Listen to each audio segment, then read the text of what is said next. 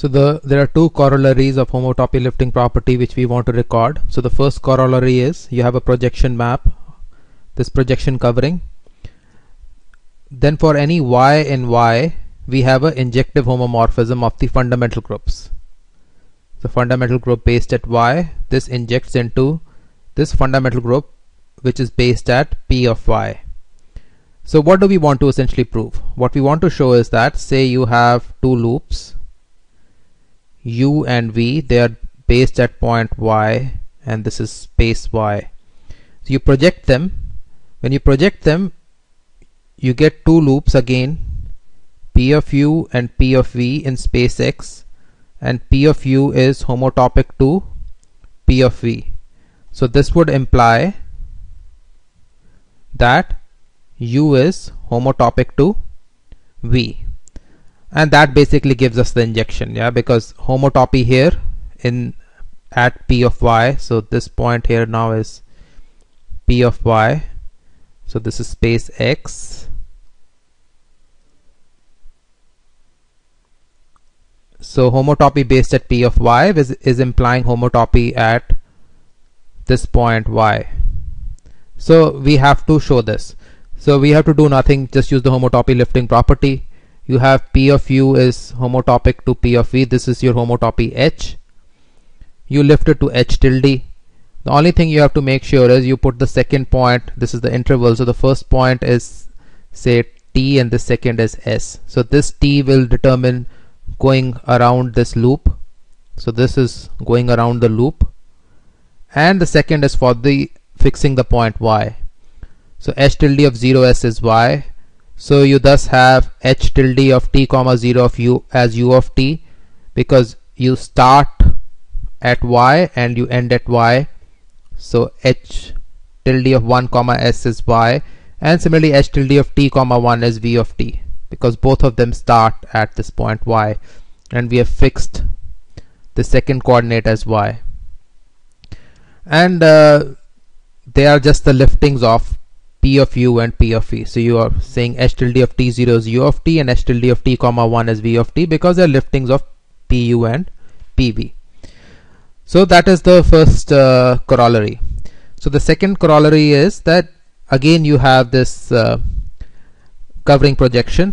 This is the onto covering projection, and the space y is simply connected. So this simply connected will be used in the proof. So keep this in mind.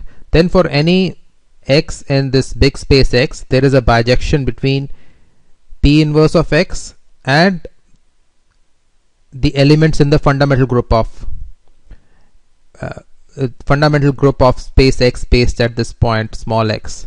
So say if you want to count the number of elements, so number of elements in this fundamental group is the number of elements in p inverse of x. So let us see this. So you have to build two maps basically. So the first map you want to build is you want to go from the fundamental groups to p inverse of x. So let us build this map. So for this map, you obviously will have space x and you have corresponding space y. There is a point x here. So we are talking about fundamental groups here. So we are going to talk about loops based at this point. Now we have to talk about p inverse of x. P inverse of x is a bunch of points. So you fix at least one of the points here, why not? So you can talk about paths. So say you have two loops here. So you have this loop, let us call this u. So this loop u will lift to say some loop like this, a path like this in space y. There's another loop here v. This will lift to something like this. So in particular you have, this is say u tilde and this is v tilde. So by homotopy lifting, if u is homotopic to v, this u tilde is homotopic to v tilde, say relative to 0, 1. Notice that these endpoints are the same. Yeah, 0 is obviously you're starting at y of 0, initial point is the same, but endpoint is also same. So this comes from the homotopy lifting property. So now you have been able to construct the map. So if u is homotopic to v, you can have a class here. This u, you map it to, for p inverse of x, you map it to where u tilde of 1 ends. So you have gotten this map. Now we have to convert the inverse map. So for the inverse map, we will use the simply connected property. So again, you have space y, then you have space x. What we want to do is we want to go from here to the fundamental group. So for that, what we want to do is we want to take a point. So you want to take a point here. Again, you have to fix this. You have these inverse points here. So you fix a point y, and so you have this fixed point y naught, and then you have a point y here. So then what you want to do is corresponding to, let us fix this point as y. So corresponding to this point, you will have path to y naught, and there will be another path to y naught. So each of these paths, this rust color path will give a loop based at x. This green path will give another loop based at x, and if these two paths are homotopic, that is if we have u is homotopic to v, then this would immediately imply that p of u is homotopic to p of v. So let us, so instead of u, let us write u tilde here, because that will make more sense. So you have homotopy here. This will give you a homotopy right here, that is p of u tilde, say it is u. This is homotopic to v. So basically then you have this map here. From this point y, you get mapping to loops at x, that is homotopic loops at x. So homotopic paths are getting mapped to homotopic loops, and the endpoint of the path is this y. So this is just inverse of this. Yeah, here you took homotopic loops and went to u tilde of 1. Here you're saying this one is here. You basically take, instead of going from y to y naught, now you just think of paths from y, starting at y naught, ending at y. You fix this y naught as a particular point of p inverse of x, and therefore the paths are ending here. So from this ending, you are going to loops at x. So what we have to show is just this part. U tilde is homotopic to v tilde, and that will basically solve all our problems. Then automatically p u tilde will be homotopic to p v tilde. Now for showing this, we have to first define the inverse paths. So u tilde, say, goes from y naught to y.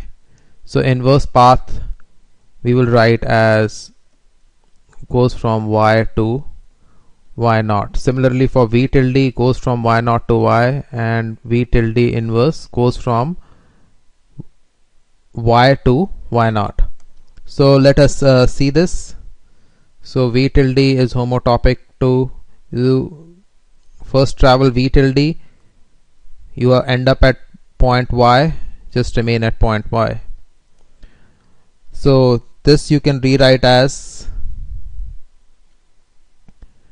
say, you first travel v tilde, then you travel back.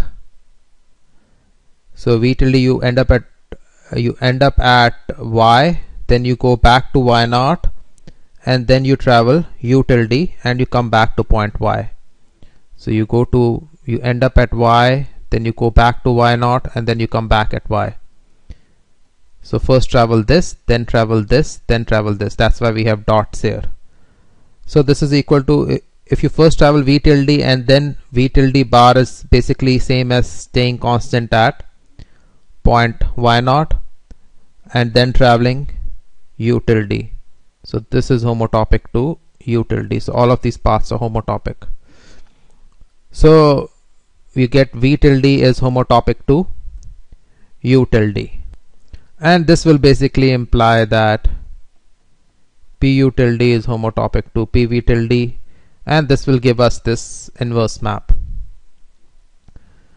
So again, you're just fixing the same point y, and then you're taking a path from y0 to y. So basically, since the space connected, you can say there is a path from y to y0, and then you can say there's a path from y0 to y. It doesn't matter. We end this lecture with talking about what are deck transformations and covering translation. So say you have a commutative rectangle like this. This P is a covering projection. So this P is a covering projection. Now a deck transformation or covering translation of Y is what we are going to talk about. So covering translation of Y, what we mean is this map theta. So this is the covering translation or deck transformation of Y, and this theta is a homeomorphism.